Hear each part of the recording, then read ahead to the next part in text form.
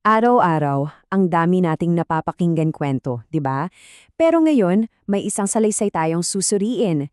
Isang kwento ng isang tao na ang claim, hindi lang daw basta salita, kundi isang direktang misyon mula mismo sa Diyos. So, gamit ang sarili niyang mga testimonya at dokumento, halika't kilalanin natin si Narciso Ololo. Power ng Diyos ang kalaban nila. Grabe, yan ang mga salitang binitawan mismo ni Narciso Olalo. Dito pa lang alam mo na agad kung nasaan ang linya. Sa isang panig, nandyan siya at ang kanyang misyon. Sa kabila naman ang mga sinasabi niyang kumakalaban sa kanya. At sa gitna raw ng lahat ng yan, banal na kapangyarihan. Okay, para mas maintindihan natin ang buong kwento, dadaanan natin ang 5 bahagi. Una, sino nga ba siya? Pangalawa, ano ba talaga ang utos sa kanya? Pangatlo, bakit naging kalaban niya ang mga pari at pastor? Pang-apat, ano raw ang nangyayari sa mga kumukontra sa kanya? At panghuli, paano raw siya nananatiling ligtas? Tara, simulan na natin. Okay, unang bahagi, A Voice for God. Sino nga ba talaga si Narciso Olalo? Saan ba nanggaling ang isang taong nagpapakilalang sugo mula sa langit? Well, sa pinakasentro ng lahat, ito ang kanyang napakatinding claim. Hindi lang siya basta isang instrumento, kundi siya raw ang number 1 instrument na pinili ng Diyos para maghatid ng mensahe. Imagine nyo yan, yan ang pundasyon ng lahat ng kanyang ginagawa. At itong paglalakbay niya, may malinaw na timeline. Nagsimula pala to noong 2010, sa simpleng pangangaral lang. Pero pagdating ng 2013, doon nagbago ang lahat. Sinimulan niyang gamitin ang Facebook para i-record ang mga mensahe at dyan na rin nag-umpisa ang kanyang mga krusada na hanggang ngayon umiikot sa buong Pilipinas. Okay, punta na tayo sa pangalawang bahagi, ang kanyang Divine Commission. Kasi kung ikaw na nga raw ang piniling instrumento, ano ang mga utos sa'yo? At syempre, ano ang mga pambihirang kapangyarihan na kasama niyan?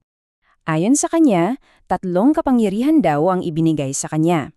Una, ang magpagaling at mangaral. At take note, dapat daw laging libre. Pangalawa, ang paggamit ng tinatawag niyang power of mind. At pangatlo, ang abilidad na makita ang hinaharap. Teka, ano ba itong power of mind? Base sa paliwanag niya, ito raw yung parang ability na iskanong isang tao na makita at mailarawan ang buong kwento ng buhay niya, malaman ang mga kasalanan ng buhay man o patay, at syempre, masilip ang mga mangyayari pa lang. So para saan ang lahat ng kapangyarihang to? Para lang daw iparating itong 3 simpleng utos. Una, magsisi sa lahat ng kasalanan. Pangalawa, magbagong buhay. At pangatlo, magkaroon ng matinding pananampalataya. Yan daw ang pinaka-core ng kanyang mensahe. Dito na tayo sa pangatlong bahagi at dito na nagiging mas komplikado ang lahat. Pag-usapan natin ang kanyang direktang banggaan sa mga alagad ng simbahan.